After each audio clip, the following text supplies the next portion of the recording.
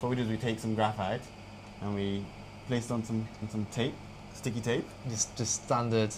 Yeah, you can use standard tape. scotch tape if you want. Yeah. But we have a tape here which doesn't have as much residue for our purposes as scotch tape.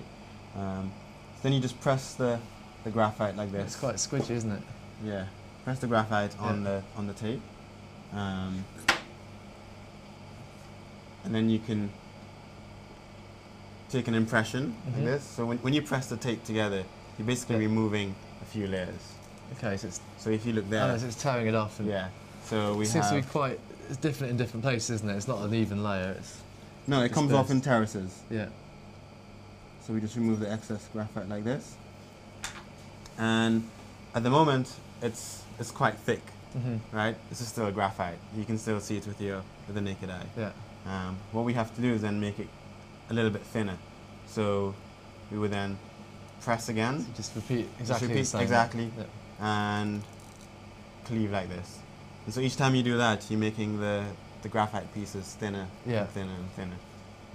So we just do it a couple more times until we get a nice coverage. What we then do is we have a piece of silicon. Okay. So we just put the tape on the silicon like this. Give it a nice firm press. And what's important is you need the silicon to be really clean.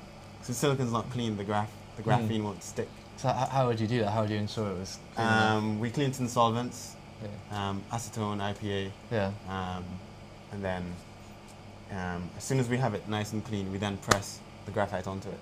So it doesn't have a chance for any sort of hydrocarbons or water to get on the surface. Is that why we're wearing all this gear as well? Yeah, exactly. Keep the dirt out. Yeah, because your fingers are quite oily. Yeah.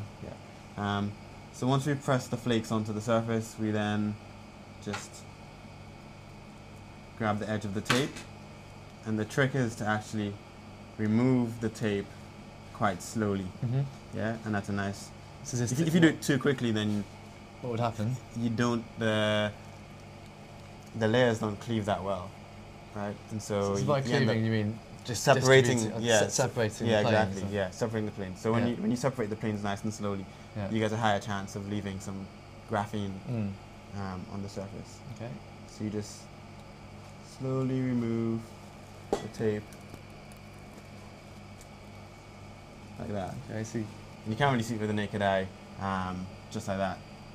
So what we would then do is then transfer the sample to a microscope, where we can have a closer look and inspect